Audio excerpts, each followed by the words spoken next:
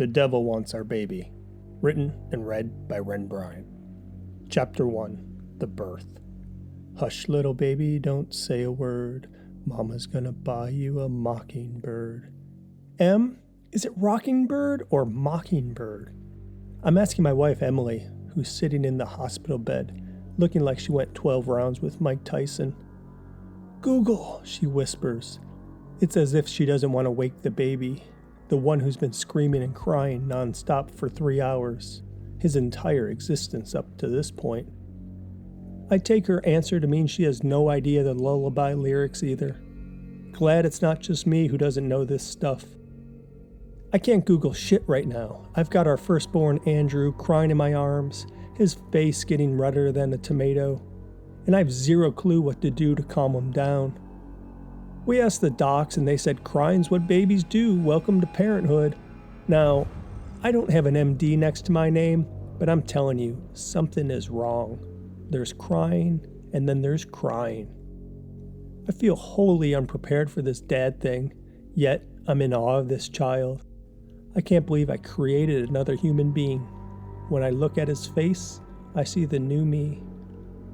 But this baby's got a set of lungs on him. It's impressive, really, for something so small. Hush, little baby. How are new parents supposed to know this nursery rhyme stuff anyways?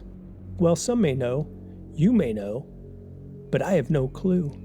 My parents didn't sing to me. Let's just say they weren't the best of parents, and I hope I can do better than them. Andrew deserves better. So does Emily. At the very least, I can guarantee I won't be a drunken, violent dad like my old man. I look at Emily. She looks exhausted. No, scratch that. She is exhausted. Her puffy post-birth face is a mess. Her green eyes are bloodshot. There's dark, heavy bags underneath that amplify the redness. Her dirty blonde hair, usually wavy, is part bird's nest, part bride of Frankenstein. I don't even think she's coherent right now. Andrew keeps wailing, and I'm feeling myself sweating now too. Holding a newborn is worse than going through a china shop in roller skates. I'm so nervous. You would think things would be calm, quiet, and serene after the birth of your firstborn, but things haven't been calm since Emily's water broke. That was Friday the 13th. Yeah, no joke. I mean right on the dot. Bam! The clock struck 12:01, November 13th, 2007, and the water flowed from Emily's legs, staining our bed sheets. It was like Cinderella meets Jason. Route 7 was free and clear at midnight, so it only took 15 minutes to get to the Leesburg, Virginia Memorial Hospital. When we got there, we found out Emily's doctor wasn't available. Then somehow, we landed on the soup Nazi of midwives. Nurse Push It real good. She was the Friday graveyard shift of midwives, I guess. Nurse Push It wouldn't accept anything but a vaginal birth. I'm not sure why. She was demanding as hell. Emily could have completed an Ironman in the time she had been pushing. She tried to protest. Between contractions, she tried to say she was done with this thing that was slowly ripping her vagina apart, but Nurse Push It wouldn't allow her to quit. She was insisting on getting a square peg through a round hole. This needed to be a vaginal birth. When she was pushing, Emily made sounds I never heard her make before. Primal, animalistic sounds. From deep in her belly came all sorts of screams and grunts, the kind that gurgled and launched spit from her mouth. Her hand turned into a vice grip when the contractions really hit. She'd grunt and squeeze the hell out of my fingers. I wouldn't be surprised if a few bones got misplaced because of it. Emily would probably still be pushing now if those fetal heartbeat alarms didn't go off. During a break in contractions, I was feeding her ice chips when the shit hit the fan. Things started beeping that shouldn't have been beeping, and Nurse Push It went into triage mode. She got on her walkie and barked at the docs to get in right away. Gone were her pushing commands.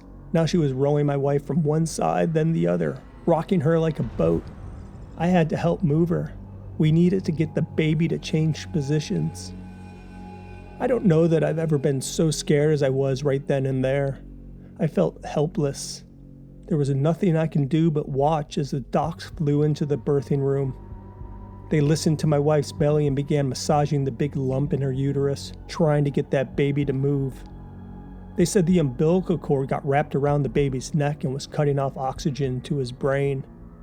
They said if they couldn't undo it, he was a goner. Then the next thing I know, they whisked Emily off. It was emergency C-section time. As soon as Emily got pushed away, I collapsed on the room's visitor chair.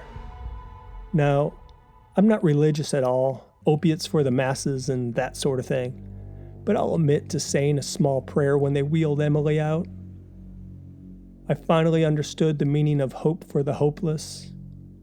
Now, if you would have asked me 15 years ago if I'd be praying to God, my rebellious teenage self would have laughed you out of the room. Hail Satan and all of that. One moment, Emily's being wheeled out of the room, and the next, I find myself standing in baby Andrew's bedroom in our house. I'm alone. Suddenly, the dancing elephant motif on his walls begins melting. His crib is empty. The entire room smells of rotten eggs, and I don't know why I'm there or how I got there. Suddenly, beneath me, the floor opens up, making me scream. But I don't make any sounds. It's just my mouth opening wide. I'm on mute, but I can feel my vocal cords straining. There's no sound coming out. Then, under my feet, a whirlpool of fire forms, rises like a tornado engulfing me. My body involuntarily jerks into a crucified position. I'm Christ complete with a crown of thorns. Still, my mouth moves but no screams exit. Then Andrew's empty crib floats next to me and begins rattling. Slats pop out of position, and I hear in a demonic voice, "Confess your errors before the presence of the lords of hell." I can't move my head, but my eyeballs dart around the inferno. There's no one here. I don't know where the voices are coming from. "Invoke the blessings of Satan," the voice continues. "Sacrifice the child to the powers of darkness." My skin begins dripping off of me, exposing sinew and bone. I look like that guy at the end of Indiana Jones who saw the Ark of the Covenant. "David! David!" A voice, but this one not demonic. "David!" It was Nurse Pushit's voice. My melting body began swaying left and right, as if I'm being shook. The fire slowly begins to fade. Nurse Pushit woke me up from something terrible. When I came to, I found myself back in an uncomfortable hospital chair. My clothes almost soaked as bad as those times when I wet the bed as a kid. I felt stunned by my dream, but then Nurse Pushit said something that stunned me even more. "You're a dad to a healthy baby boy. Congratulations." Emily was wheeled in shortly after I got the news, with baby Andrew crying in her arms. The kid hadn't even taken a proper breath, I don't think. He just screams and cries. He wouldn't take Emily's breast either. But no one seemed concerned about these things. Babies being babies and all that is what they said. The nurses said he didn't want to come out of the womb either. They said something about him wanting a 4th trimester. So the Google in my brain tells me to go with Mockingbird over Rockingbird. It sounds cruel, but correct. "Hush, little baby, don't say a word. Mama's gonna buy you a mockingbird." The song doesn't work, and Andrew's screaming louder than ever. Chapter 2. The Stress of Parenthood. In the kitchen, the Krupp's coffee maker spurts out water over the ground coffee beans. This is the second 10-cup brew of the morning. It's 4 a.m. and I haven't slept a wink. In fact, in the 3 weeks since we came home with Andrew, I think Emily and I have averaged maybe an hour or two straight sleep a night. Usually we pass out for 15 minutes, maybe 30, before Andrew's wail forces us awake. We look like meth zombies. Our faces are pale, our skin wrinkled and saggy, our mouths droop at the corners. Any sense of life seems drained out of us. Even our Cocker Spaniel Booger seems defeated. He hasn't settled well since the baby arrived. He keeps pacing in circles around his doggy bed, something he's never done before. The docs keep telling us there's nothing wrong with Andrew, but I'm still not convinced. It's constant screaming and crying, relentless screaming and crying. He arches his back and clenches his little fist like he's being tortured. Emily's with him now, but from the cries I hear upstairs, whatever she's trying isn't working. I take a seat at the kitchen table and wait for my coffee to finish brewing. My mind wanders back to the dream I had when Andrew was being delivered. It's all still so vivid. The smell, the fire, those demonic words. They seem familiar. I feel like I've heard them before, but I can't remember where. As a teenager, I was what you'd call a goth kid. It was my way to rebel against my parents, though it went further than that. I was really heavily into Satanism and the occult. Anything horror and dark, I sought it out. Faces of death, stuff about serial killers, all of it. Maybe that's why those words in the dream felt familiar to me. But I couldn't place them. It had been too long, my brain's too foggy right now to think straight. Plus, if I'm honest, I don't remember much about my youth. Maybe it's my defense mechanism. I shut out the pain and the memories. I mean, I remember some real bad stuff I did, but it feels like a lifetime ago. I got out of that phase of my life when I went to college, so since then, I've tried to atone for my sins by being the best normal person I can be. Yet, those words, they won't leave me. I feel like I know them from somewhere. The Krups beeper goes off telling me the coffee's done. I take a whiff and I swear I smell rotten eggs, the smell from my dream. My imagination is running wild in my sleep-deprived state. Upstairs, the crying continues. There's no reprieve. I look at Booger and I think he feels the same way.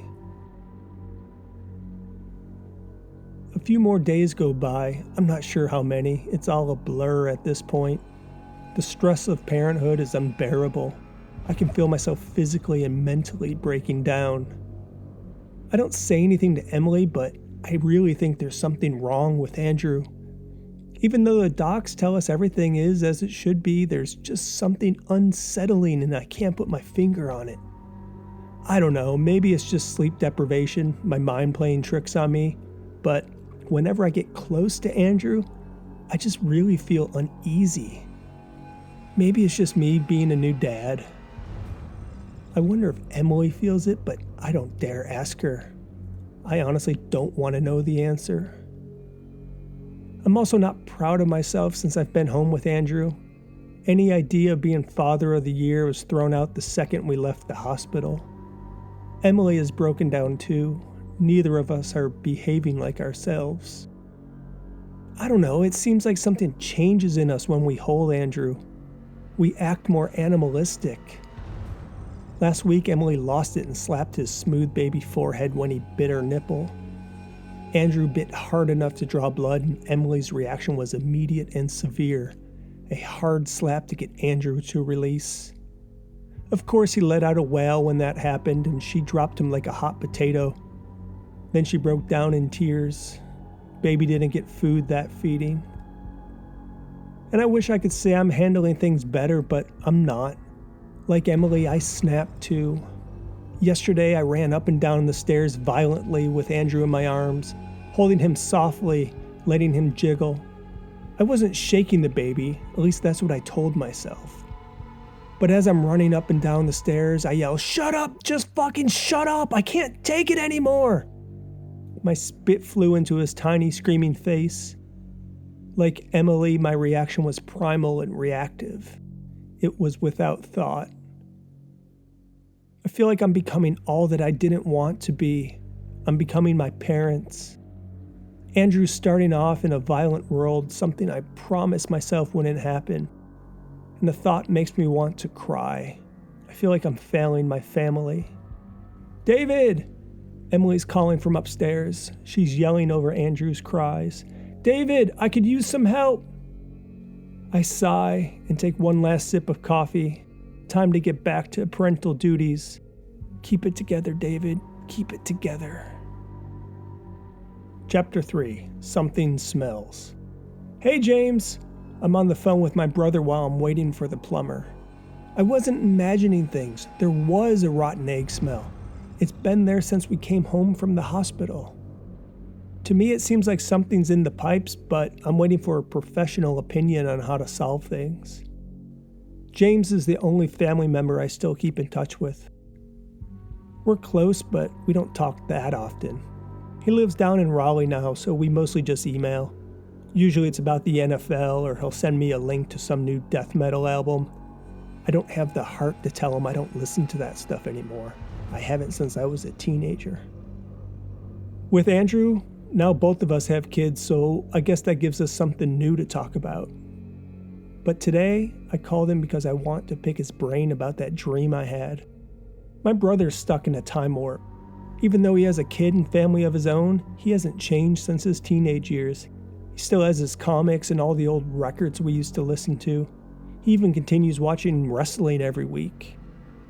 But James wasn't into all the stuff I was growing up. Though we had many things in common, he didn't smoke or drink or do drugs like I did. Nor does he know I did those things, and he still doesn't. James also wasn't into the occult like I was. Yeah, we both like death metal and dark music, but James was mostly a good little boy and followed the rules no matter how shitty our parents were. I was the rebellious kid, and that's putting it mildly.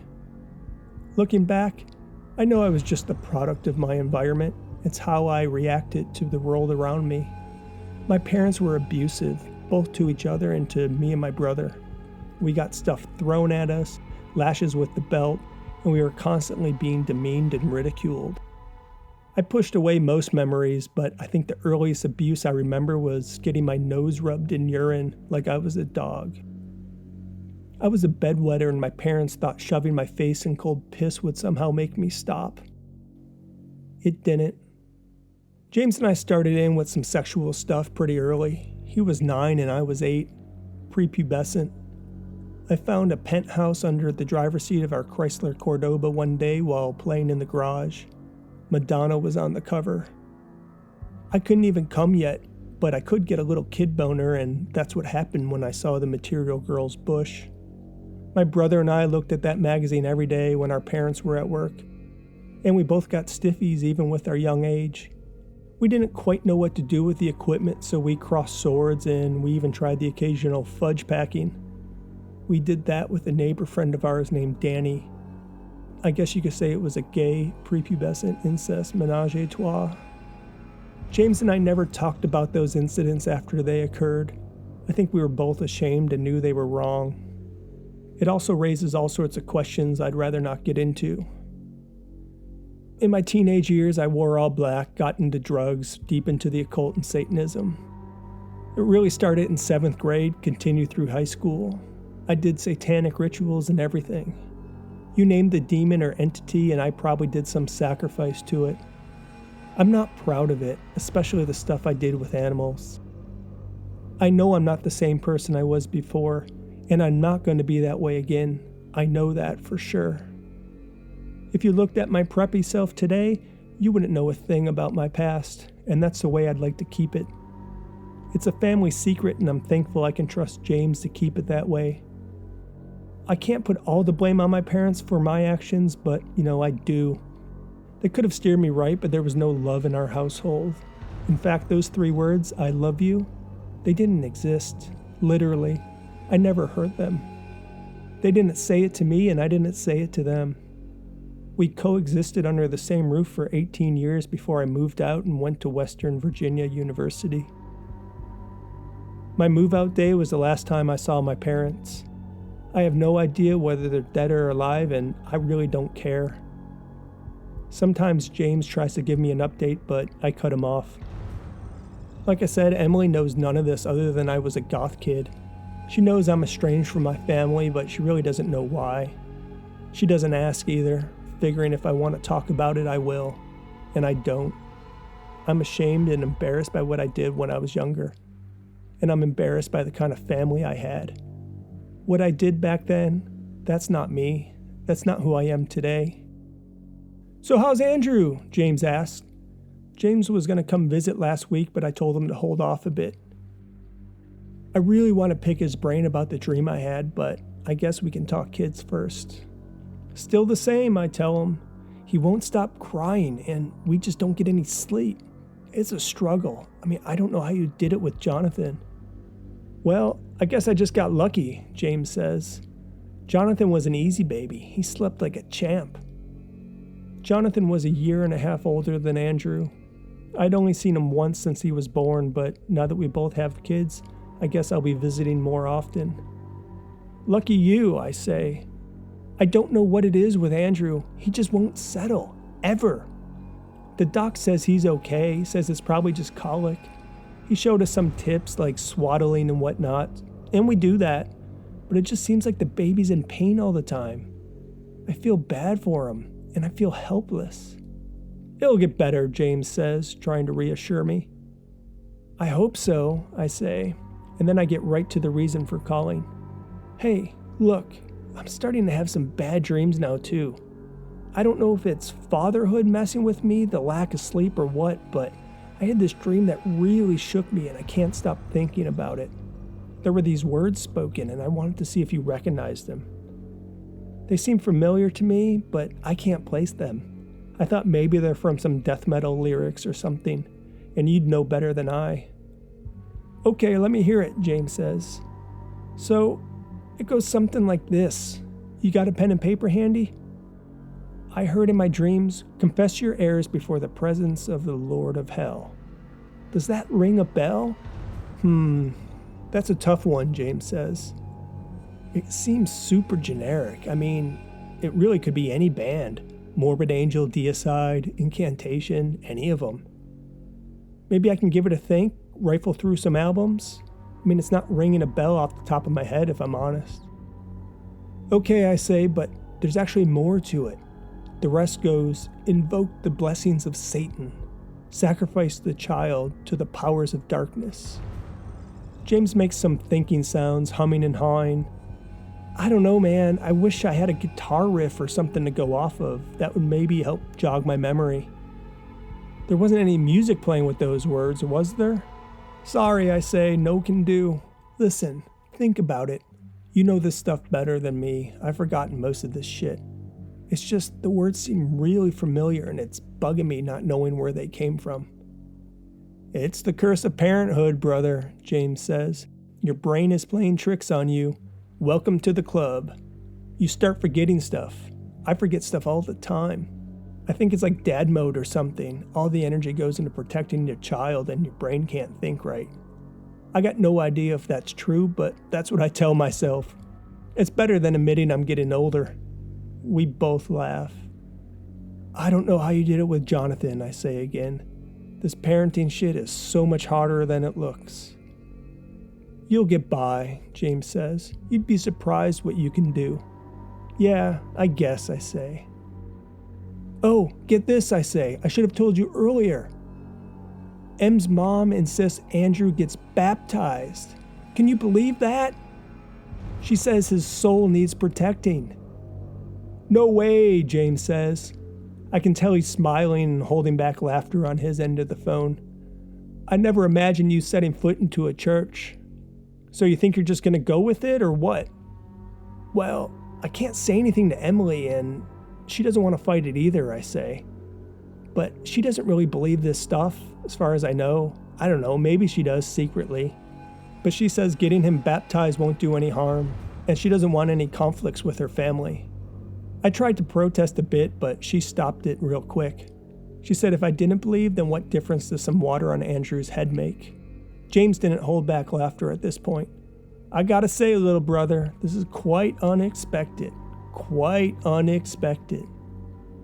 Yeah, well, guess what, I say. You're gonna get an invite to this baptism thing, so you're not gonna get out of it either. In fact, we gotta go visit the church her family picked out.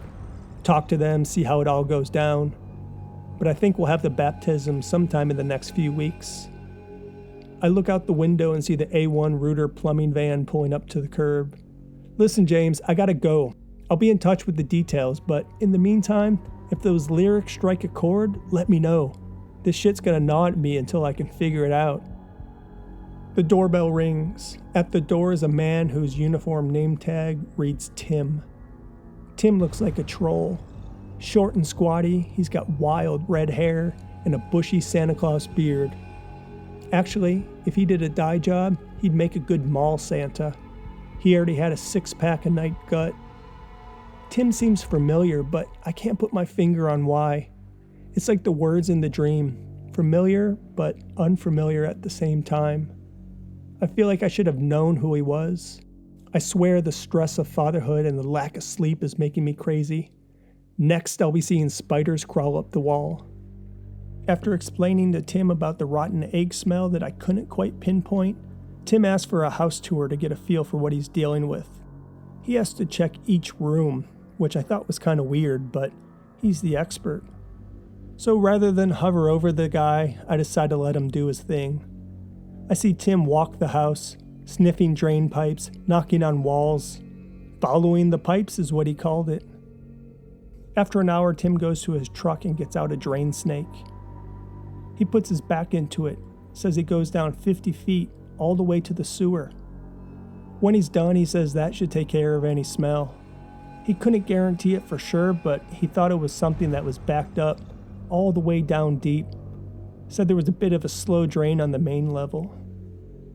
I didn't notice we had a slow drain anywhere in the house, but he's the professional. Whatever he says, I just wanted to get rid of that rotten smell.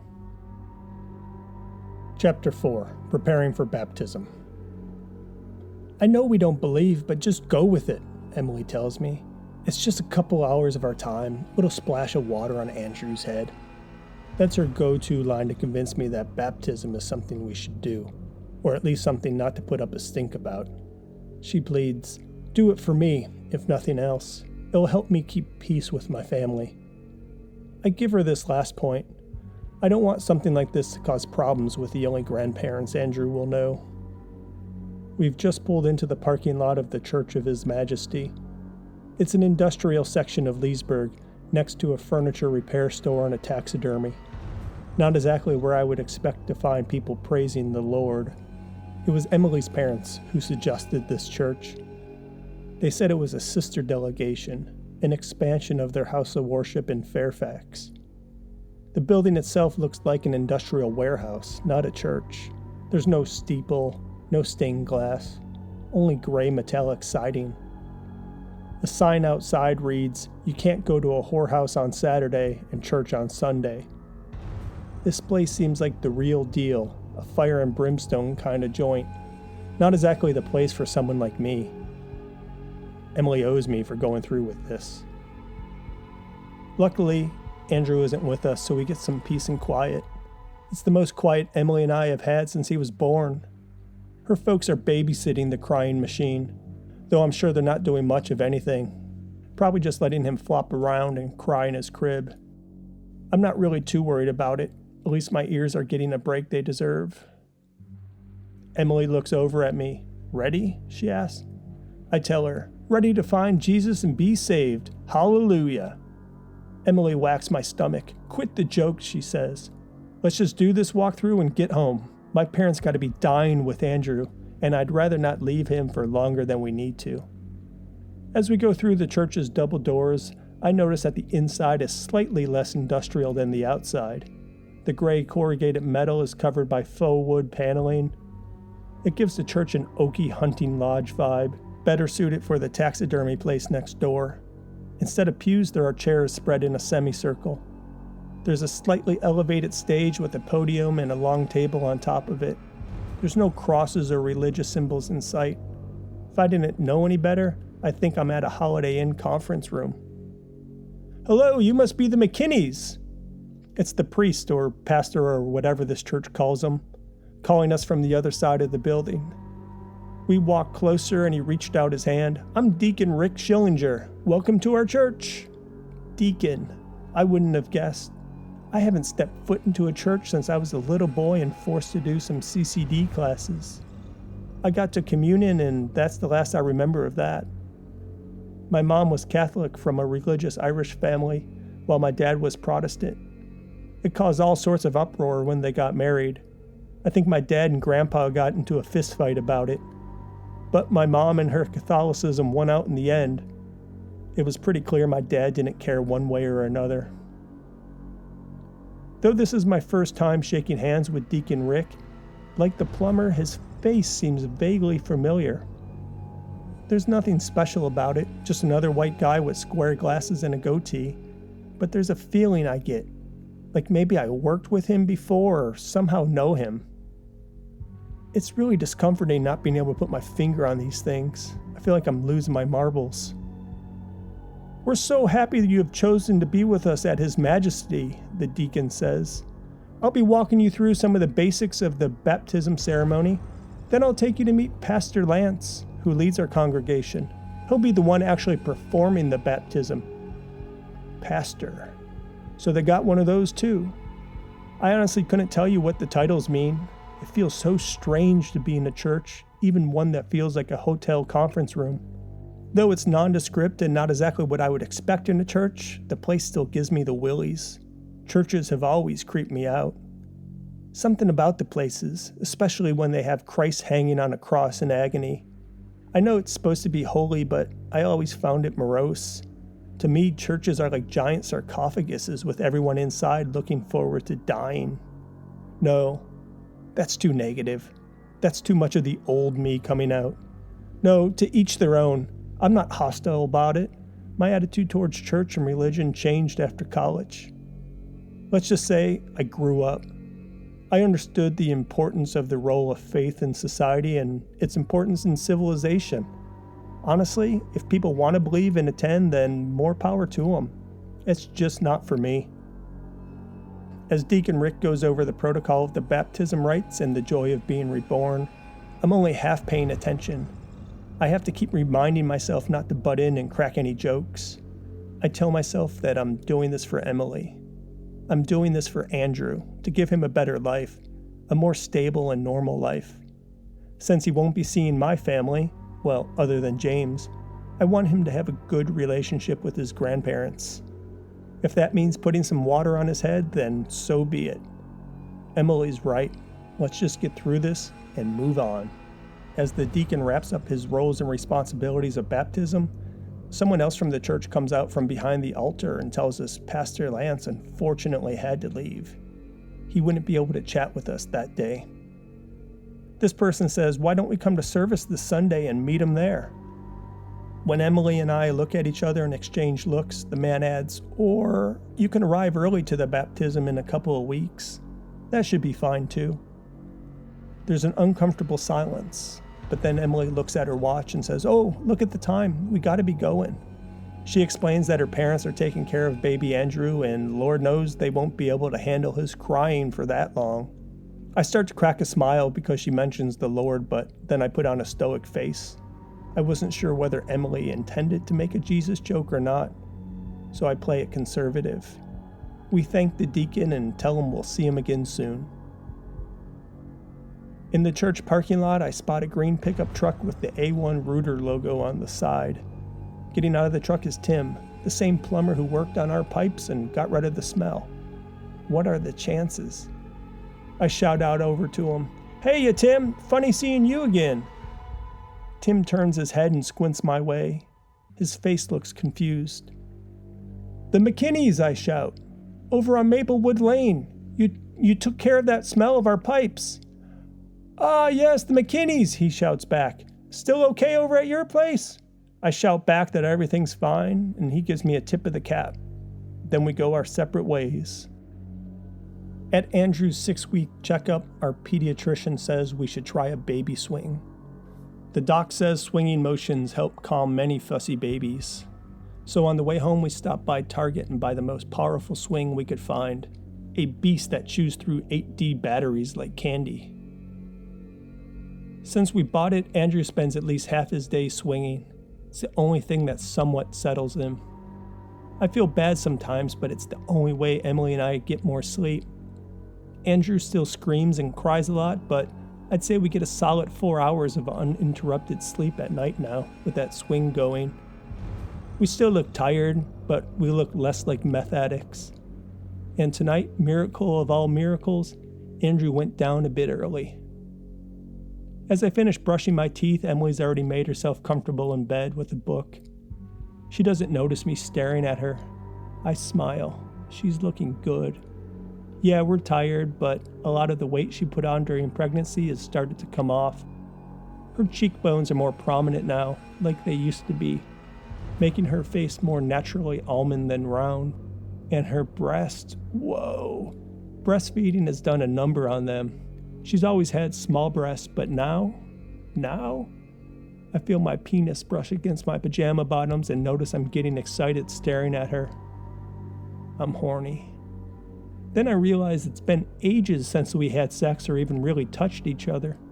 I think it was probably around 6 months when she started becoming uncomfortable with sex, so that's when we stopped. It's been the longest we've gone without touching each other, and I miss her contact. I don't know if it was the half year of pent-up horniness or because I knew we were both so tired that if I didn't act fast, we could easily be asleep before we started. But it took a NASCAR pit stop for me to go from stroking her leg to ripping her PJ bottoms off. There was nothing subtle about it. I tried to take her top off, but Emily said she wasn't comfortable with that, so I left it as is. She said she was worried about spraying milk on me. I didn't think about that when I was oogling those breasts from the bathroom. My groin tells me to pick up the pace, so I skip most of our usual foreplay. This feels good, I tell her. I've missed you. Being joined like this, I feel like we're connected again. She's not a mom at the moment. She's my wife, my soulmate. That sense of her went away as we dealt with the stresses of parenthood, and I didn't even notice until now. Emily arches her back and lets out a moan. I speed up. Wait, hold it, she says, and taps my leg repeatedly to get me to stop my movements. She scrunches her face up the way she does when she's having period pain. Something doesn't feel right, she says. There's cramping. I'm still inside her, but I'm not moving. I ask maybe it's because it's been so long since we did it. She shakes her head no and bites her lip. Something's wrong. It just doesn't feel right. I can see her jaw clenching. Emily? She lets out a grunt, but not a pleasurable one. Then I feel a warm liquid filling around my softening erection. Emily's hands grab the sheet and I can feel her body vibrating in agony beneath me. I look down and see a pool of blood coming from around my penis, which is still stuffed inside her. The blood's coming out of Emily's vagina in dark red gelatinous clots. Red covers my midsection and stains the bed. Jesus Christ, I scream as I jump off her, dripping blood from my flaccidness. I'm about as scared as I've ever been. This is worse than that emergency C-section at the hospital. Holy shit, Em! Are you ovulating? Emily's face contorts as the blood continues to stream from her crotch. She doesn't speak but shakes her head back and forth no. I can see her eyeballs bouncing in her head. As the blood comes out of her, her face becomes paler. Holy shit, holy shit, holy shit, holy shit. My mind is spinning. I'm trying to think, but I'm in panic mode.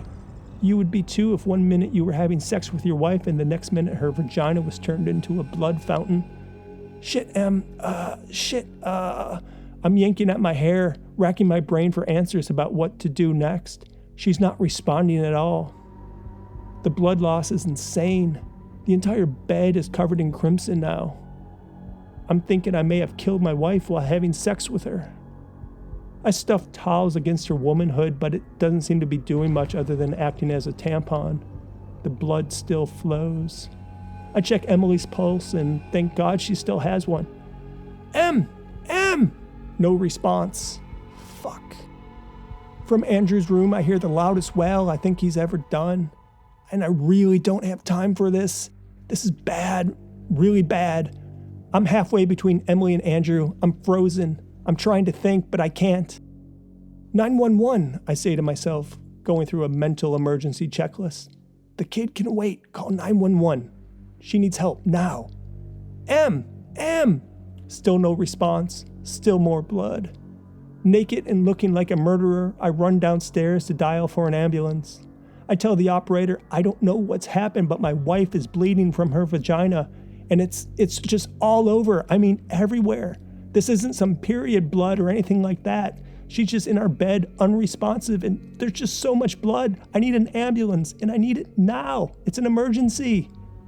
The operator tells me to stay calm. She says she hears a baby crying in the background and asks if the baby's all right. I tell her yes, the baby's fine. It's my wife. There's just so much blood. I need an ambulance. I drop the phone on the counter and cover my face with my hands. Dear God, I pray. From the phone receiver, I hear the operator say, "Sir, an ambulance is on the way. Please open the door for the paramedics and make sure your baby is okay." I run back upstairs and I see more blood than I knew humans could even produce. Emily is totally passed out. I'm thinking she's really dead at this point, so I put my face to her nose to see if she's still breathing. She is. Thank God. This whole time, Andrew's been screaming his head off, so I go to get him. I'm halfway down the hall when I realize I'm still naked and covered in blood. I put on a robe and grab him from his crib, giving him some kisses and doing my best to calm him down, but he's in full freak-out mode like me. We're quite the pair. Hush, little baby. I try to sing, but it's all crackly and I don't feel like singing, so I shush and sway Andrew the best I can. When the paramedics arrived, they're shocked to see Emily on the bed. They initially gave me a dirty look, but realized I didn't stab her or anything like that after they checked on her. They took her to the Leesburg, Virginia Memorial Hospital, the same one that Andrew was born at. I follow with the baby in the CRV. I feel like I just left this place. Judging by his wailing when we go through the ER door, Andrew isn't a fan of being back here either. After a couple of hours, Emily's bleeding has stopped. I'm not sure whether the docs did anything or if she just dried up on her own. Though Emily's white as a ghost, the hospital allows me to sign her out and take her home. They give her some iron pills since she's now anemic. They tell me they don't know the cause, but sometimes these things can happen after a pregnancy. Postpartum something, they say. I'm too tired and freaked out to remember exactly what it was. They tell her to take her easy for a while, and we say our goodbyes. Chapter 6. Something Smells. Again. Given Emily's condition, we decided to push back the baptism a few more weeks. Though she's been okay since coming back from the hospital, we figured there's too much going on at the moment to focus on Andrew becoming one of God's flock or whatever it is the water on his forehead does. The last thing we wanted was to be worrying about Mommy holding her baby and bleeding out before an audience. I've been going everywhere Emily goes ever since she left the hospital. I think I make her feel like she's an invalid, but I'm scared that she'll start randomly bleeding again. And if that happens when she's alone, she could die. So I'm her personal life alert. While Emily's seemingly feeling better, the rotten egg smell is back. It seems worse this time. I used to smell it mostly in the kitchen, but now I smell it throughout the whole house. I think the smell is even getting to Booger, our Cocker Spaniel. That golden furball wants to spend most of his time outside. I don't blame him. I would too. James emailed me yesterday and said he's checked through all our old albums and he can't find any lyrics to match those words in my dream. Invoke the blessings of Satan, sacrifice the child to the powers of darkness. He asked if I was sure those were the words, and he said maybe it's from something else, like a horror movie or that stuff I was into back in the day. He put that stuff in quotation marks. I knew what he meant. It was Tim from A1 Rooter who came out to the house again. I figured it was better to go with someone who already knows the problem versus someone that was starting from scratch. I figured also maybe I'll get a discount since he really didn't take care of the problem properly the first time around. The doorbell did its chime and Booger went nuts, barking something fierce. It was strange because he never does that. Maybe it was the smell of rotten eggs and Andrew's incessant crying getting to all of us, dogs included. Tim and I exchanged hellos and Tim gave Booger a pat on the head. It seemed to calm him down a bit, but then he scurried back to his bed by the back door. I can smell it already, Tim said with an exaggerated whiff so I could see his nostrils flaring. It's gotten real worse, huh? I nod, staring at his face. His familiar face. I'm trying to place it, and I hope he doesn't notice me staring. I want to ask him if we somehow know each other, but I decide to let the man do his work. We need this smell problem solved. Tim says he's going to go through the whole house again, really check it good so he can get to the bottom of the smell. Upstairs, I hear Andrew starting to wail again. Emily's been trying to nap, so I excuse myself and tell Tim to do his thing. Let me know if you need me, I say. In Andrew's room, I start with my shushing and swinging and trying to calm him down. At 2 months, he's really gotten big. We still swaddle him, but he often breaks free. As I'm holding him, he arches and freaks out like he's in the most pain in the world. I hate it when he does that. I wish he wouldn't do it.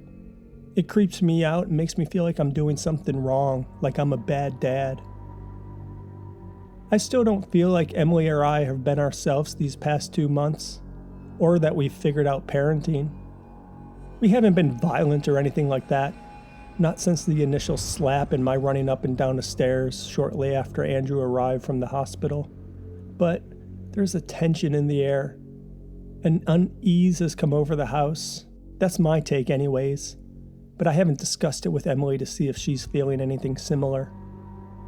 I take a seat in the rocking chair in Andrew's room, and after a few back and forths, Andrew surprisingly calms down and falls asleep. I can hear Emily snoring in our bedroom as well. I shut my eyes and take in the quiet serenity.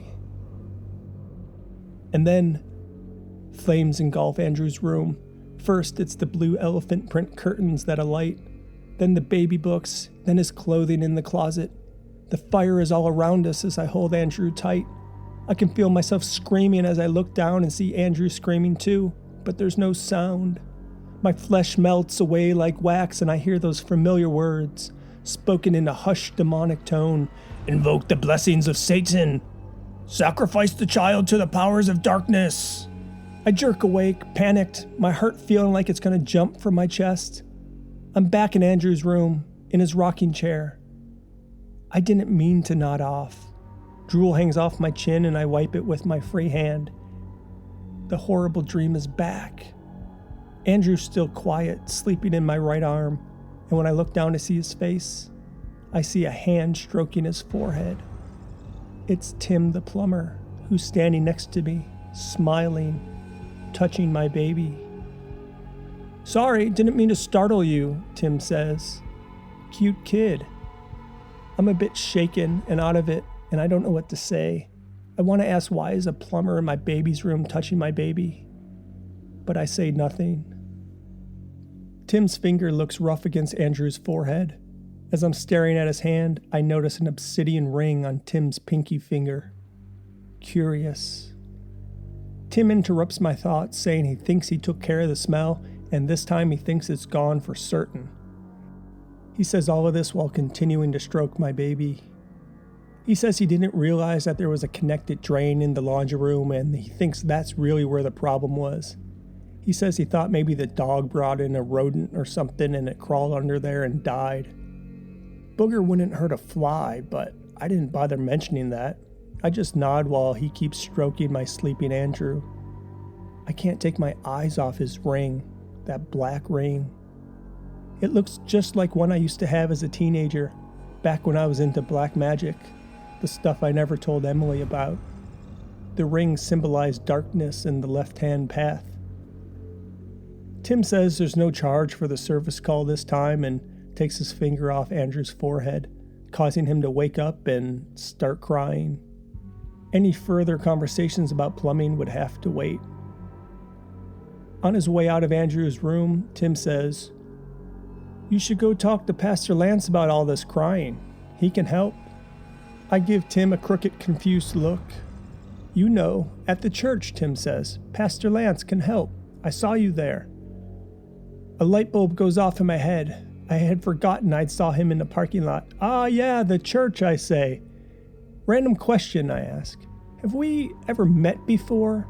You know, before you came to fix my pipes?" I don't know if he didn't hear me or what, but Tim said nothing. He just gave the tip of a cap as he walked out of Andrew's room. Andrew kept crying, and I went back to being at my wit's end. Chapter 7, Pastor Lance. Pastor Lance was waiting for me outside the doors of the Church of His Majesty when I arrived. He had on casual clothes, not at all what I would expect a pastor to wear.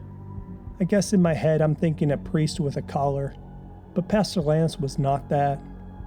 He had on pleated chinos and a light blue button-up shirt, accompanied by New Balance sneakers. If I didn't know any better, I'd say he worked at Best Buy. Though we looked to be about the same age, his face took on a more studious look, with amber eyes hidden behind silver, wired-rimmed glasses, and brown hair combed in a conservative side part. He had high cheekbones, which gave his cheeks a bit of a sunken lurch look. Like Tim the plumber, Pastor Lance looked familiar, but I wasn't sure why. When Pastor Lance offered his hand to shake, I also noticed he wore the same obsidian pinky ring that Tim had worn. That definitely piqued my curiosity, but I didn't feel comfortable asking him about it. Not right now. "Welcome to the Church of His Majesty, Mr. McKinney," Pastor Lance said. He's still gripping my hand, but now he's also patting me on the shoulder with his free hand. "Tim told me I might be expecting you. Said you had your hands full with that baby of yours. Is that right?"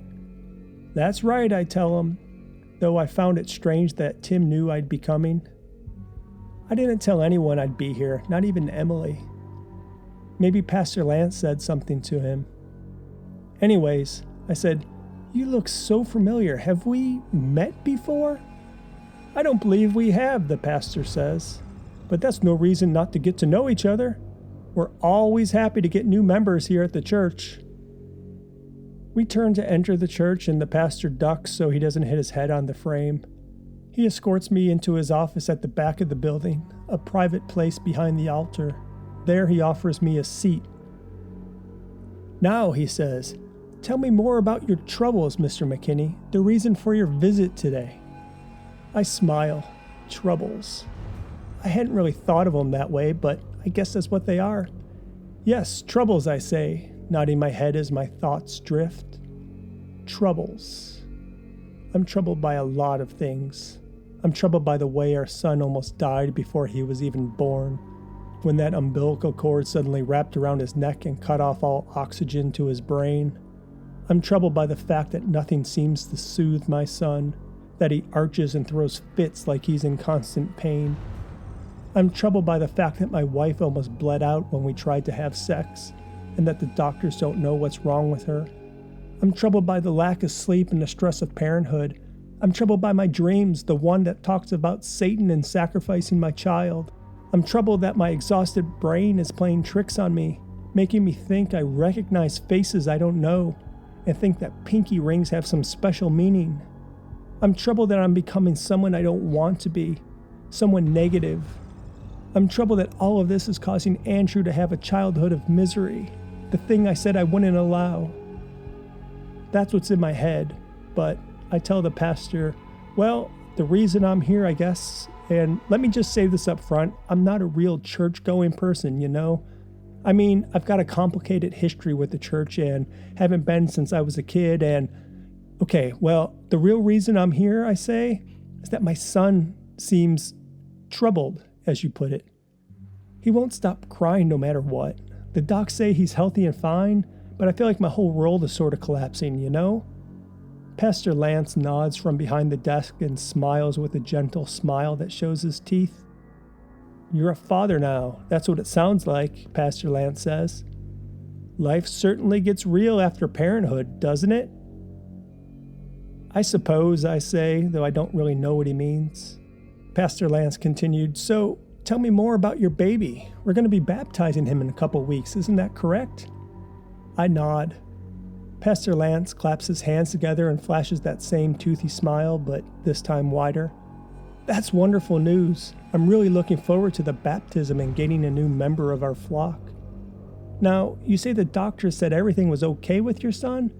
There's no medical reason for the crying and acting out?"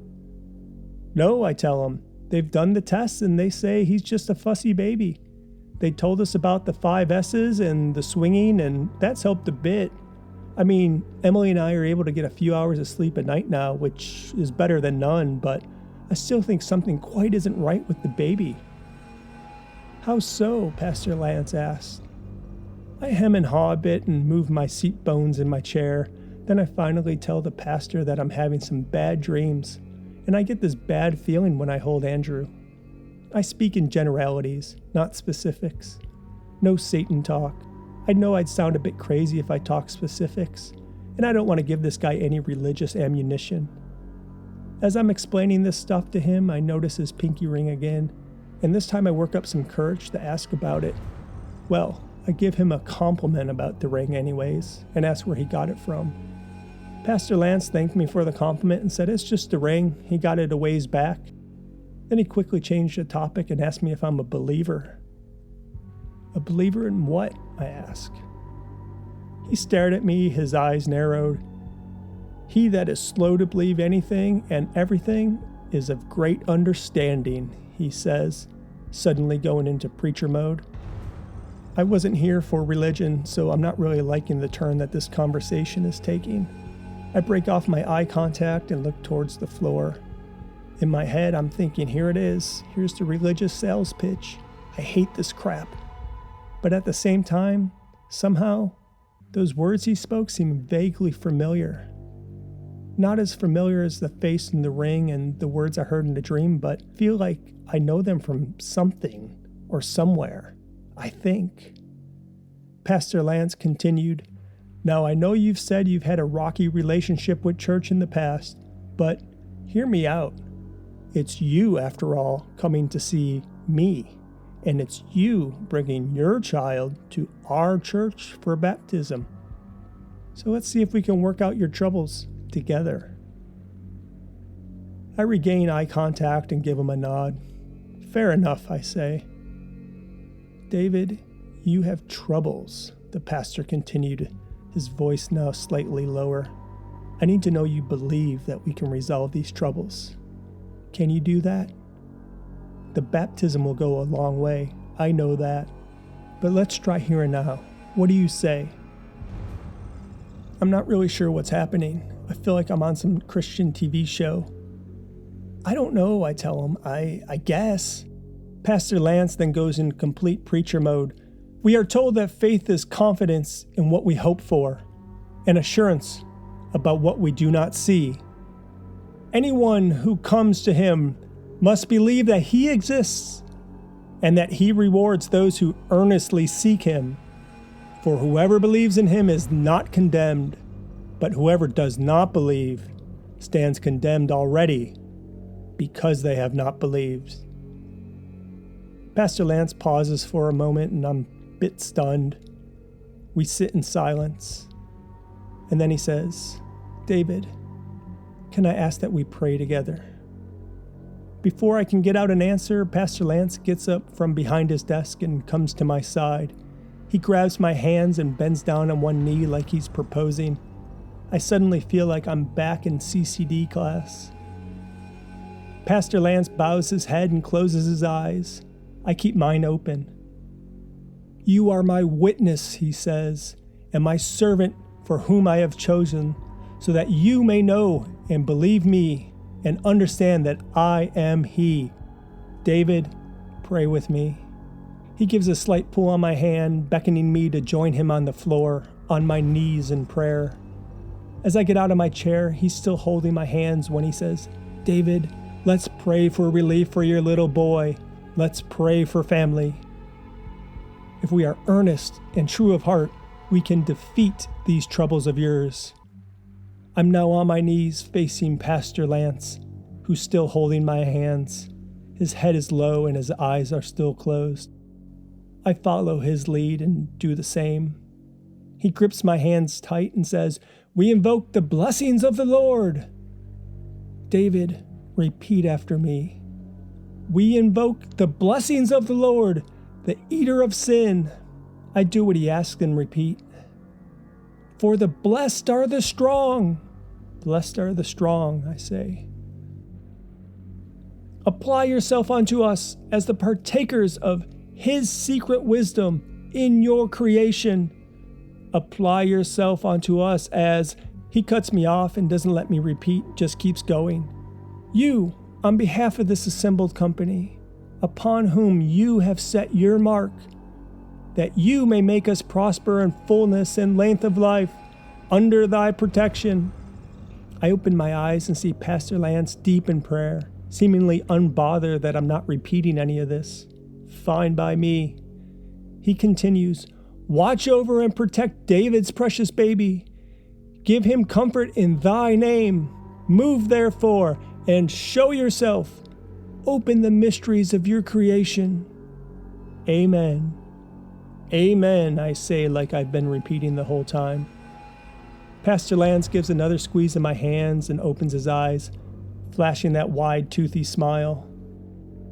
David, thank you for doing that with me. He seems energized by it all. I'm just a bit weirded out. We rise from our knees and he puts his hand on my shoulder. Fatherhood can be a difficult thing, but with faith and true belief, all will be well. Trust and believe. I give Pastor Lance another handshake and thank him for his time, and then I speed walk back to my car.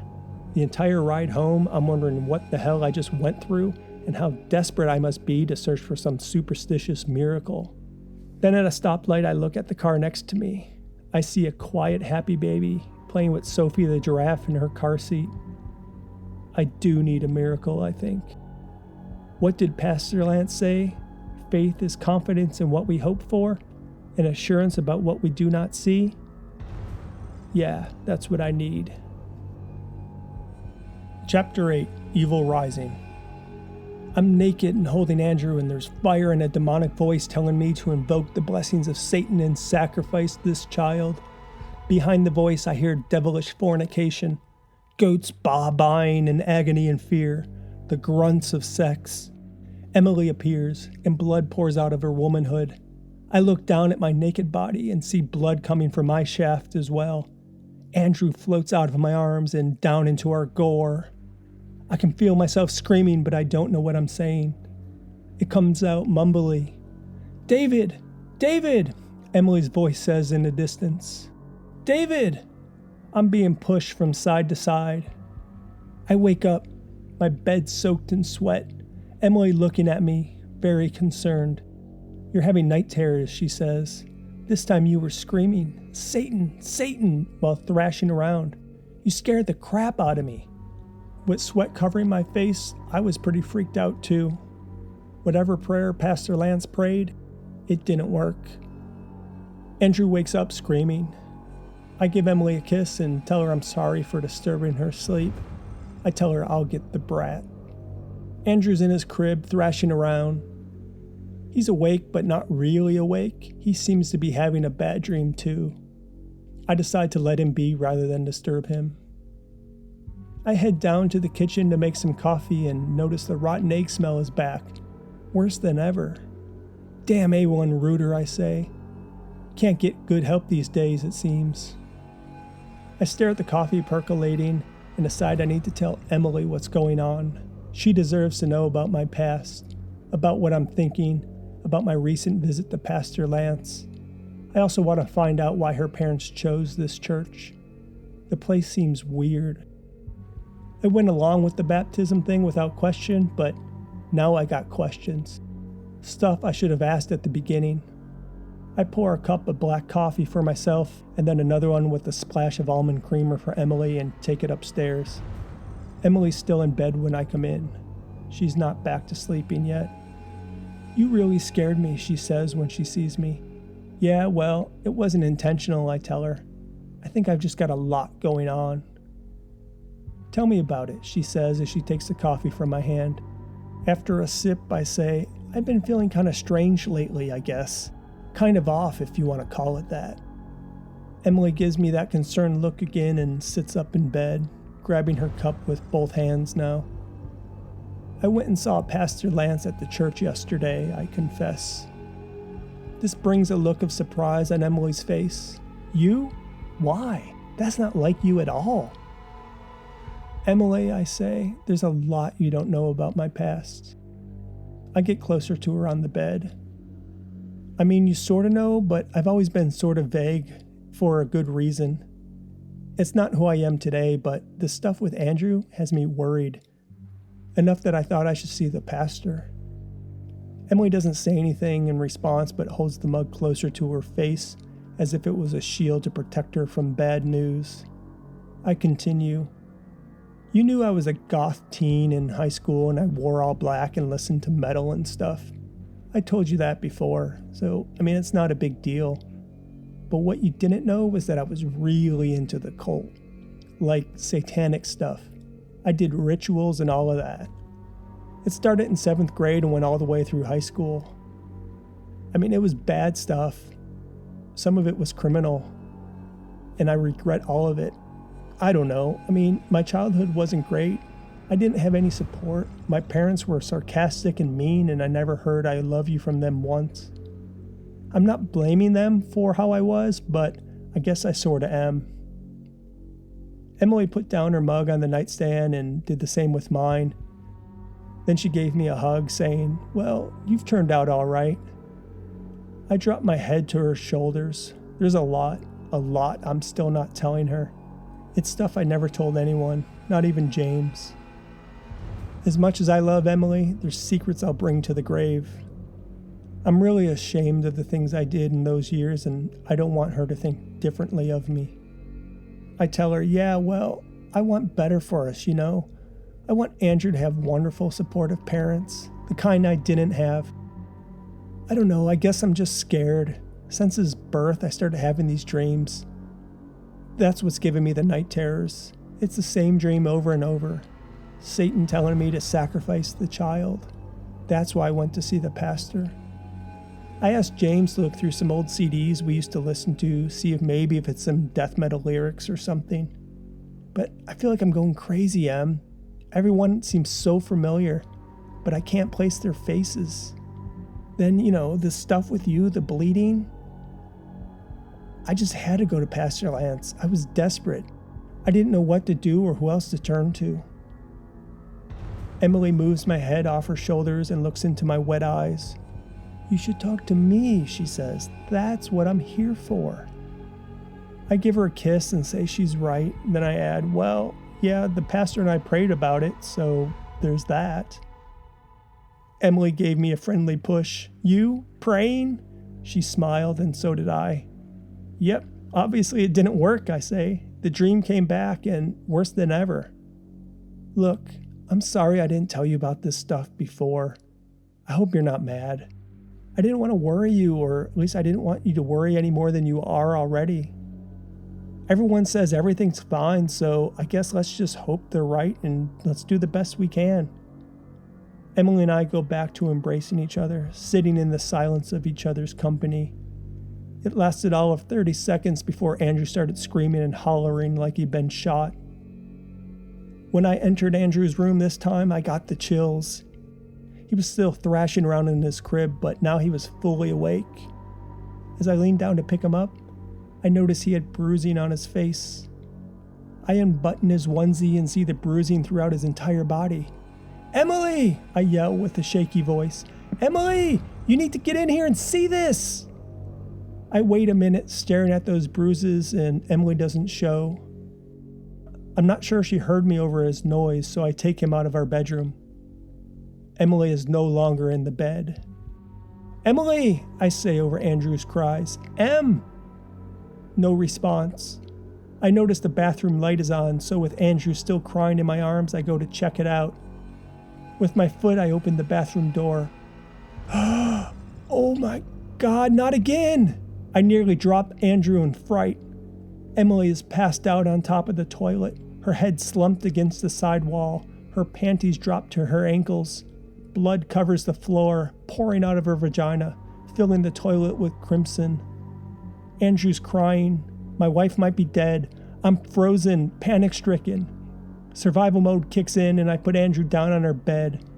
It's a stupid thing to do because he could have easily rolled off, but I had to attend to Emily. I check her breath with my hand to make sure she's still alive, and she is. I try to lift her so I can take her to the hospital myself, figuring we don't have time for an ambulance, but I don't have the strength to get her off the toilet. I grab some nearby towels to stop the blood, but it doesn't do much. 911, I think. I need an ambulance. I need Emily to survive this. Emily, hang on, I say to her limp body. Hang on, please. I run to the phone and dial 911. I say the same thing as last time, that my wife is bleeding and unresponsive. Please get here quick, please, please. I hang up the phone and hear Andrew screaming and thrashing on our bed. Shit, Andrew. I run to pick up Andrew and I grab a pillow too. I put the pillow under Emily's limp head. I don't know if it will help, but I can't think of anything else to do. Andrew is really screaming now. His shrill baby voice echoes off the bathroom walls. I don't know whether Andrew can register what's going on, but I imagine seeing your mother bleed out over the toilet can't be a good thing. Holding him tight, I scurry downstairs so I can put him in his playpen in the living room. He fights me the whole way. Next to the playpen, I see Booger. It's a strange place. He never lies there before. He also never sticks around when Andrew is screaming and crying, but this time he's not moving, even as we get close. I put Andrew's bruised body in the playpen and bend down to pet Booger. He doesn't react to my pets either. And that's when I realize he's dead. I'm back to being frozen. What the fuck is going on? The arrival of the ambulance breaks up my zoning out. 2 paramedics storm through the doors. They didn't even knock. I leave Andrew crying in his playpen and our dead dog dead, and I take the paramedics upstairs where they tend to Emily. She's now slumped forward and is balancing precariously on the toilet seat, and the blood's still flowing. As the paramedics do their thing, I call Emily's parents and I tell them she's bleeding again.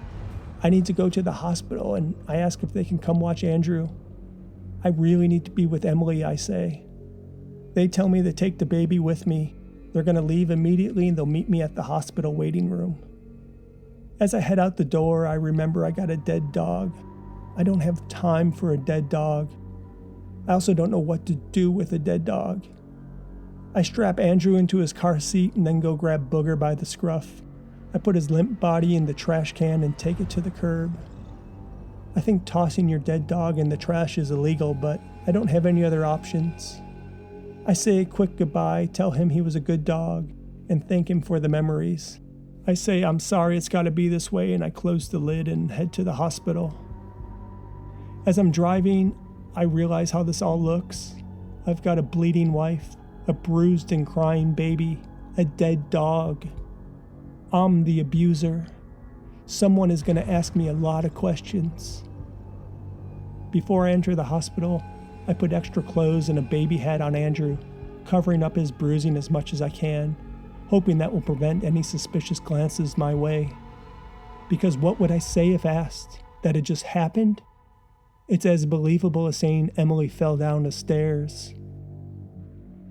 When I arrive at the hospital, Emily's already got blood bags and all sorts of shit hooked up to her. The bleeding continues and the docs say they have no clue to what's going on. They're just pumping in blood to replace what's lost. It all seems to go straight out a different hole though. They're on the phone with specialists from Johns Hopkins, but so far there's no answers. Emily's parents arrive at the hospital and they do a quick check on their daughter before I hand them Andrew. I say nothing to them about the bruises. They'll see them when they see them, I think. I spend the next hour with Emily, though there's nothing for me to do, and she's not even awake. I just sit there. I start to pray, God, why is this happening? There's still no answers from the doctor. I think they're either waiting for her to totally bleed out and die, or they're hoping a clot forms and stops what they cannot. They tell me to go home, get some rest. They say it might be a while. I don't want to leave Emily, but I also know how much of a handful Andrew is and how he's covered in mysterious bruises. So I leave and head back home to relieve Grandma and Grandpa of their babysitting duty. I'm also sure they've got some things they want to talk to me about. When I arrive home, I tell them that their daughter's okay. Andrew is, of course, screaming in the background while thrashing around in his cot. It's what I expected. They put him in there and left him alone. I want to tell them that cry it out doesn't work with Andrew, but I just let it be. Naturally, his bruises become the subject of conversation. I plead my ignorance and tell them that they just appeared, like Emily's bleeding, that it just happened. I say things have been a bit weird since Andrew's birth, but I can't put my finger on what's going on. I was a bit surprised when they didn't grill me on any of this. Their tone wasn't inquisitive, but rather concerned. I asked them if their kids were this much trouble, and that sort of lightens the mood. Since we were smiling, I decided to ask about the Church of His Majesty. How did they find it and why there? I said it seems a bit out of place. I thought they were Methodists or something. They told me it was a new congregation, a satellite of their own church in Fairfax where they're regulars. In fact, they told me Emily grew up in that church, and at a certain point in her life, she was quite the churchgoer herself. I thought it was strange. Emily never said a word to me about that. I guess it's like me in my teenage years. Her parents tell me the new church in Leesburg would be a good place for a family like ours. Maybe a new weekly place for the three of you, her dad says. I asked them about Pastor Lance. I didn't say I met with the guy, but I wanted to see if they had any information. Lance is a wonderful soul, Emily's mom says. We've known him since he was a little boy. He was always into the church, and we're so happy he now has a congregation of his own. He deserves it. I don't tell them I thought Pastor Lance was weird. I also don't tell them about all the other stuff going on, like my dreams or the smell or the dead dog. They don't need those details. After making sure I was okay being on my own, Emily's parents head back to their Fairfax home. They say to call them when I get news of Emily, and if I need them again, they're only 20 minutes away, anytime. I tell them thanks, and likely I'll see them tomorrow. I said maybe we can meet at the hospital, assuming maybe they discharge Emily. After they left, I stare at Andrew in his playpen. He's writhing in pain, arching and crying. I don't intervene. His bruises also seemed a darker shade of purple than before. All I can think of is my son, the poster child of abuse. After 5 minutes of staring at him, I couldn't take it anymore, so I went back to the 5 S's. I did the whole thing. Swaddle, shush, swing, suck. None of it seemed to stop his crying. Though I'm not alone in the house with Andrew, I'm lonely. I think about Booger, dead in our trash can, ready to be put in the dump with dirty diapers and banana peels. I think about Emily in the river of blood and seeing her slumped over the toilet like she OD'd on heroin.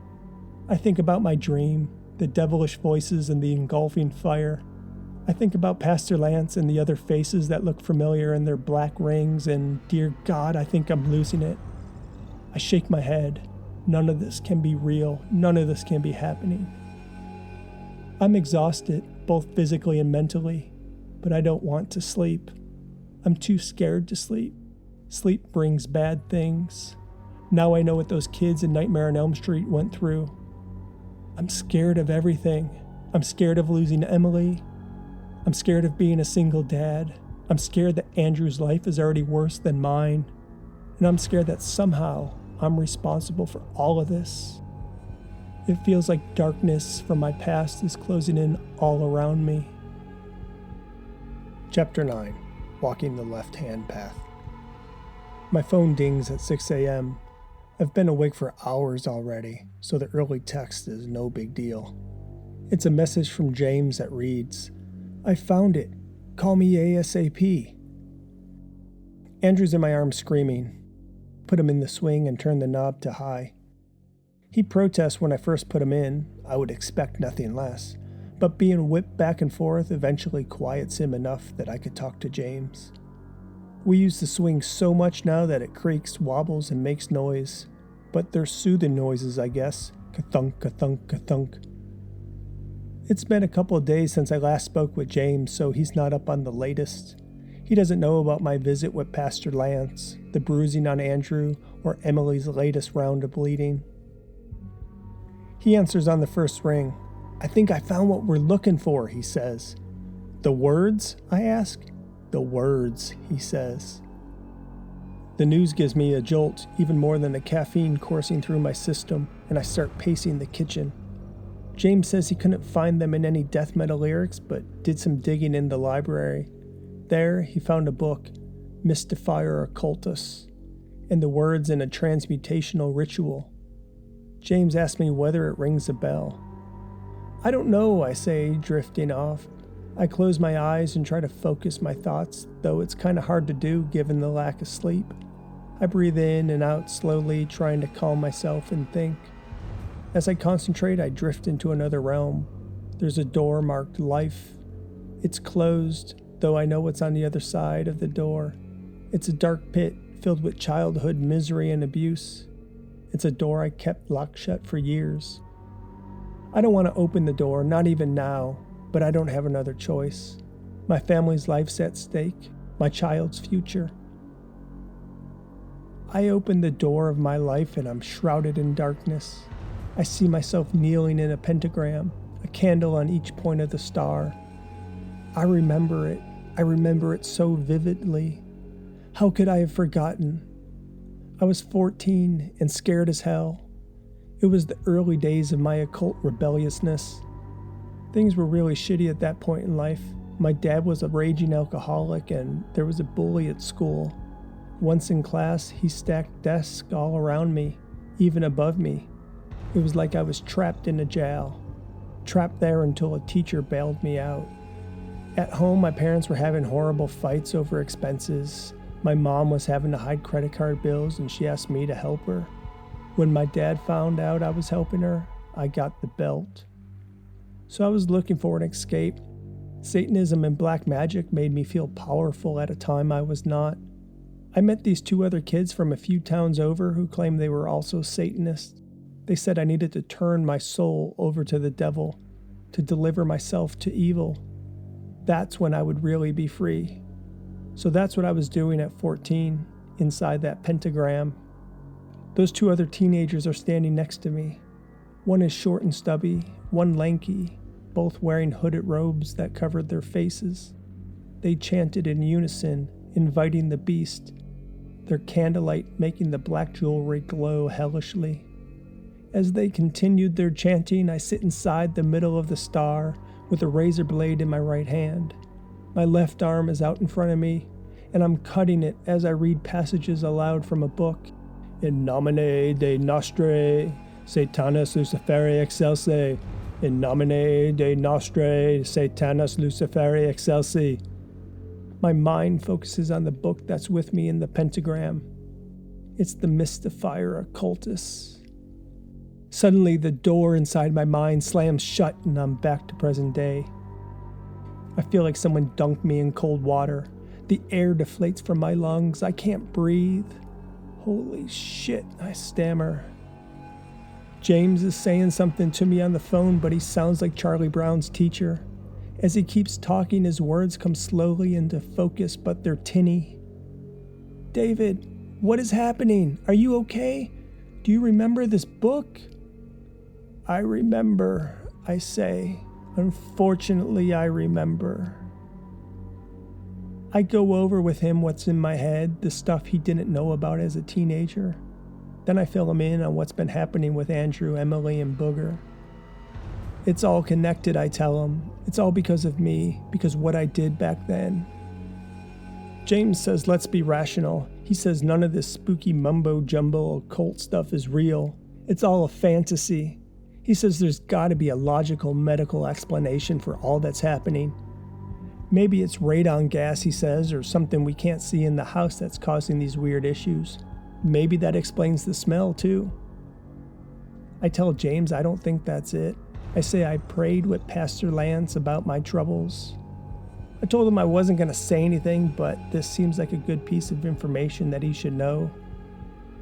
Well, I think that Pastor got to you, he tells me. Look, we all got to confront our demons, whatever they may be. So if that's what good old Pastor Lance was trying to do for you, then fine. But listen, this is not supernatural spirits at work here, good or bad. It just is. It's reality. There's an explanation for everything.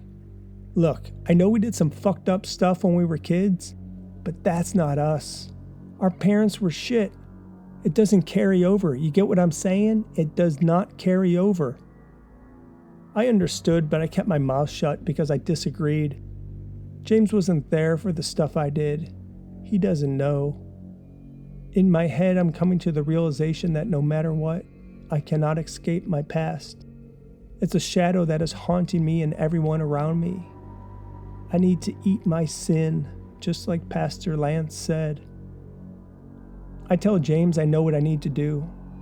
That wouldn't have been possible without you, so thank you, James. Thank you for everything. Thank you for being there always when I needed it most.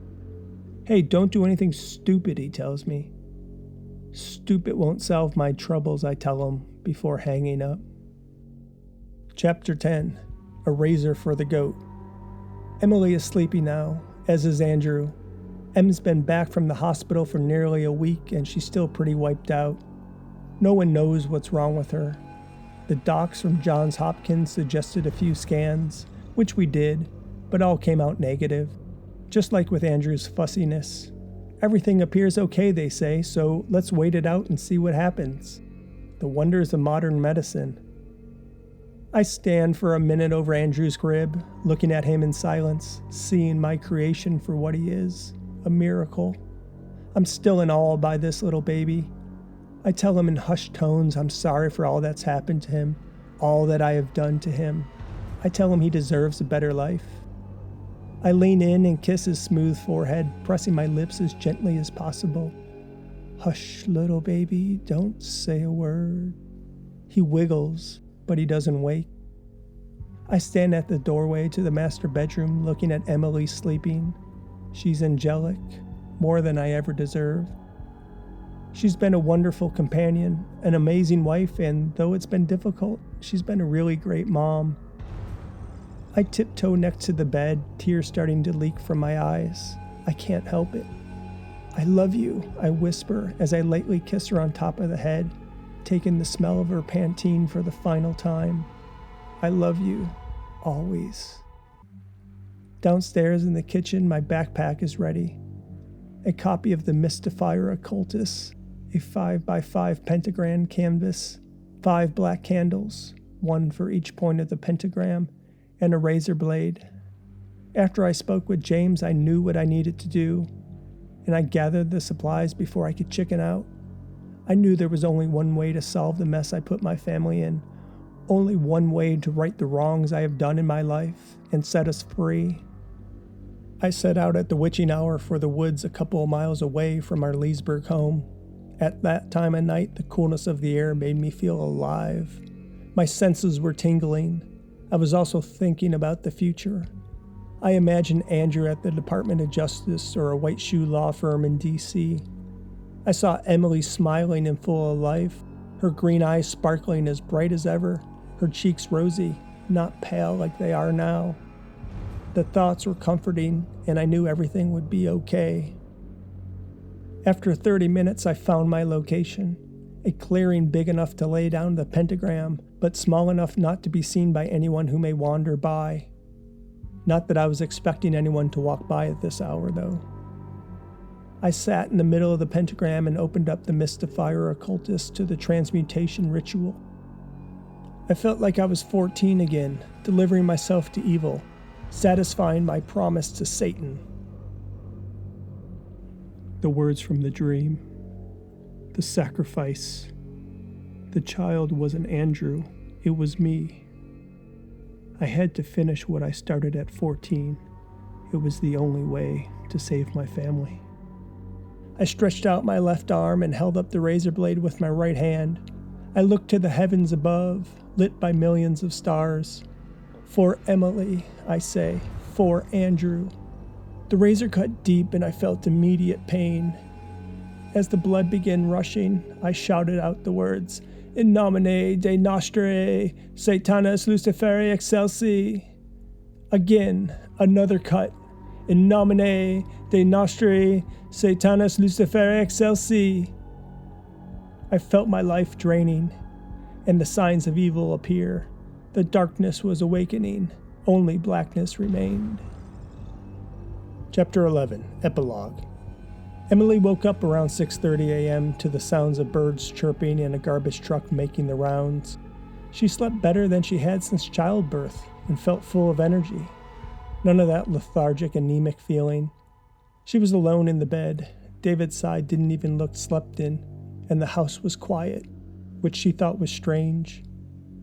She checked on Andrew and he was sleeping soundly in the crib, and the bruises on his face and body, they cleared up overnight. They just came and went, just like that. Emily assumed David was already up and on his second or third cup of coffee, but when Emily went downstairs to join him, all the lights were still off. David wasn't around. As she got closer to the kitchen counter, Emily saw an envelope with her name on it propped against a vase of flowers. It was in David's handwriting. Emily's heart began racing and her mind went a million directions. She took a deep breath and opened up the envelope, pulling out the letter inside. Before she even started reading the letter, tears streamed down her cheek. With her hand covering her mouth, she read, "My dearest Emily, I hope what I have done brings you and Andrew peace. You both deserve to have a great life, and if I'm around, that cannot happen. I have failed my family. Everything is my fault. All the pain and misery since childbirth, it's all because of me and what I have done." It wasn't until James did some digging that I was able to put the pieces together. The crying, the bleeding, the bruises, Booger dying. All of it was because of something I started in my youth, but never finished. I never told you about this, but I gave my soul to Satan when I was a teenager. I didn't think any of it was real at the time. I thought it was a joke, something rebellious and cool. But I was so wrong. Satan came for me and our family, and he wasn't going to rest until I gave him what he wanted. The evil from back then came back, and that's what's been causing our troubles. If I didn't give myself in sacrifice, it would have taken you both, and I couldn't be responsible for that. You're innocent. You both are. This was the only way. I hope you understand that. I'm sorry for everything, and I'm sorry I will not be there to grow old with you and to see our son grow into a great man. I love you for eternity. David. Emily dropped the suicide note and fell to the floor, crumbling into a fetal position. Her face was a mix of tears and snot as she sobbed. "Oh, David, what have you done?" Emily said. "What have you done?" From the upstairs, Andrew began to cry. A fatherless baby needed his food. Andrew McKinney Rite of Passage Ceremony, Church of His Majesty, November 13th, 2020. This is a bittersweet ceremony for our beloved Andrew, who we join today to partake in our Rite of Passage ceremony, Pastor Lance said from the podium in front of the Church of His Majesty, now in a new part of Leesburg, a place less industrial with more windows and space needed for a growing parish. The room was mostly full of faces Andrew had grown up with in the church, a place he'd been going to weekly since he was baptized. In the front was his mother, Emily, who was seated next to his new dad, Deacon Rick Schillinger. Next to them were Emily's parents, Andrew's grandparents. Granddad wore his obsidian pinky ring for the special occasion. Pastor Lance continued, "Today, Andrew turns 13, and we are here to celebrate his transition to godly manhood. Andrew, please join me on stage." Andrew got out of his seat off stage and took a position next to Pastor Lance, kneeling at his feet. The pastor turned and laid his hands on Andrew's head. Then, in a booming voice, Pastor Lance said, "In the powers exalted above and below, open the mystery of creation. We, the true worshipers of the Baphomet, bring a member of this flock unto you, to do thy bidding forever and ever. Guide this man as you have guided us, our Lord and Master, as he enters the divine seat of manhood." Pastor Lance painted an imaginary 5-pointed star on Andrew's forehead. The audience spoke, "The veil of the sanctuary." Another star from Pastor Lance, "The sign of the rendering of the veil." A third star, "The sign of the closing of the veil." Andrew stuck out his hand, and Pastor Lance placed a black ring on his pinky finger. Then he commanded, "Arise, Andrew, and move as his servant.